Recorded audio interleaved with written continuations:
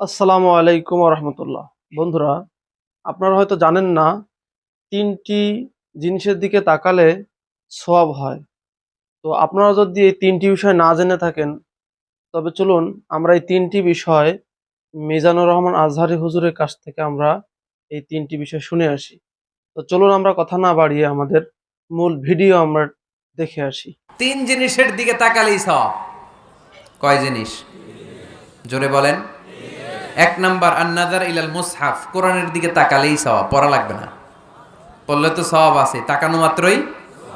দুই নাম্বার আন-নাযার ইলা ওয়াজহিল ওয়ালিদাইন, মা বাবার চেহারা, মা বাবার খেদমত করলে তো সওয়াব আছেই, টাকা দিলে তো সওয়াব আছেই, কিন্তু মা বাবার চেহারার নজরের দিকে যদি রহমতের নজরে একবার তাকান, একটা কবুল হজ করলে যেই সওয়াব, ওই সওয়াব আমল নামাই দিবে কে?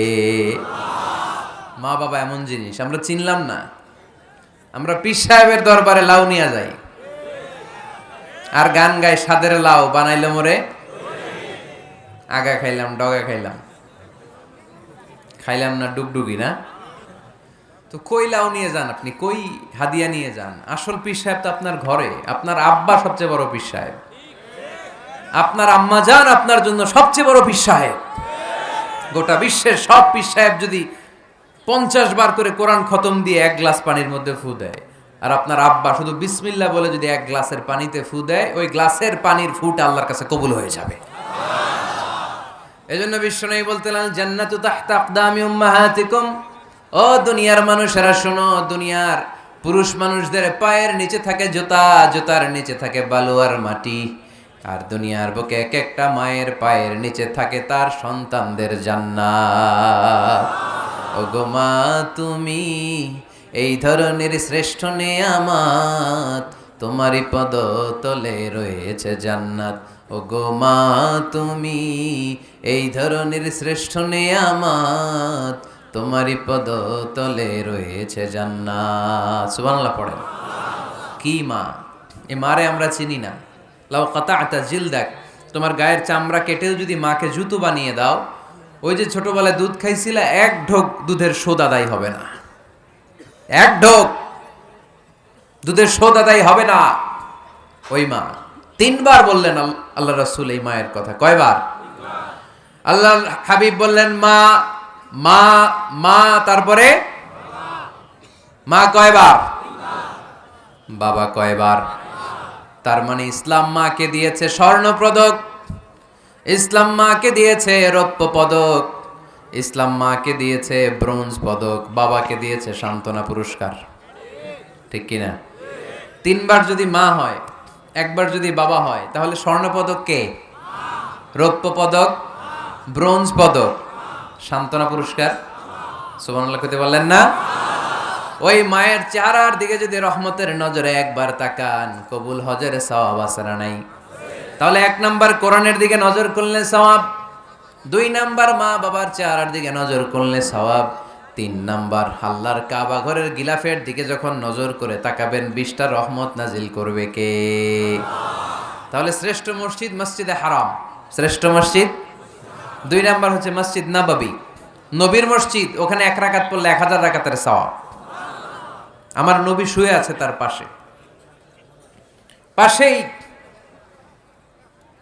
জান্নাতুল বাকিয়া, মাকবারাতুল বাকিয়া, এরপর আছে রওদা।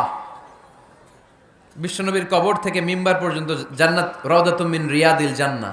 এটা দুনিয়ার বুকে একটা জান্নাতের টুকরা, কোন সুবহানাল্লাহ। ওখানে নামাজ পড়ার জন্য খুব ধাক্কাধাক্কি হয়।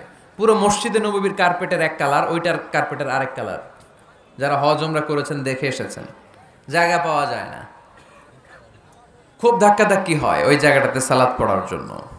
এটা হচ্ছে দ্বিতীয় মসজিদ শ্রেষ্ঠত্বের দিক থেকে। তৃতীয় মসজিদ হচ্ছে মসজিদে আকসা, ফিলিস্তিনে। আহা, এই দুইটাতে যাওয়ার সুযোগ হইলে ওইটাতে যাওয়ার সুযোগ নাই। ইসরায়েলি হায়ানাদের দখলে, চিল্লা এখন ঠিক কিনা? আমরা আল্লাহর কাছে চাই, আমরা মসজিদুল হারাম, এই মসজিদ নববীতে যেমনে সালাত পড়তে পারি, বাইতুল মাকদাসে যেও যেন সালাত পড়তে পারে, আল্লাহ তুমি তৌফিক দাও। বাইতুল মাকদাসে 1 রাকাত পড়লে 250 রাকাতের সওয়াব। আরেক বর্ণনা এসেছে 500 রাকাতের সওয়াব। এই 3টার পরে দুনিয়ার যত বড় মসজিদ হোক না কেন, সবগুলোর সওয়াব সমান। সুবহানাল্লাহ পড়েন। তাহলে আমরা মসজিদ আবাদ করতে চাই, কি করতে চাই? এই মসজিদ হচ্ছে আমাদের মুসলমানদের সামাজিক ঐক্যের কেন্দ্রবিন্দু। সামাজিক ঐক্যের কেন্দ্রবিন্দু আমাদের মসজিদ, বুঝতে হবে। এটা খ্রিস্টানদের চার্চের মতো, এটা ইহুদিদের সেনাগগের মতো, এটা শিখদের গুরুদুয়ারার মতো গতানুগতিক কোনো এবাদত গা বা উপাসনা কেন্দ্র নয়। এটা আমাদের ঐক্যের ভিত্তি। চিল্লায় বলেন ঠিক কিনা? বিশ্বনবী মসজিদে নববী থেকে সব করেছেন। বিশ্বনবীর মসজিদে নববীটাই ছিল ক্যান্টনমেন্ট, সেনাবাহিনীর ক্যান্টনমেন্ট ছিল এটা। বিশ্বনবীর মসজিদে নববী ছিল গণভবন, আমার নবীর মসজিদে ছিল বঙ্গভবন। এইখানেই ছিল সুপ্রিম কোর্ট, হাইকোর্ট। এখানে বসেই বিশ্বনবী যুদ্ধের জন্য সেনা প্রেরণ করতেন। এখানে বসেই বিশ্বনবী বেকারদের কর্মসংস্থান করতেন। এখানে বসেই বিশ্বনবী বিধবা নারীদের জন্য ভাতার ব্যবস্থা করে দিতেন। এই মসজিদের মধ্যে বসেই বিশ্বনবী আহলে সুফার সাহাবীদেরকে হাদিসের শিক্ষা দিতেন। সুবহানাল্লাহ পড়েন। এজন্য মসজিদের নানামুখী ব্যবহার আছে। আমরা শুধু এটা ইবাদতের জন্য রাখছি, কিন্তু বিষ্ণু ঈসা ইসলাম এটাকে নানা কাজে লাগিয়েছেন।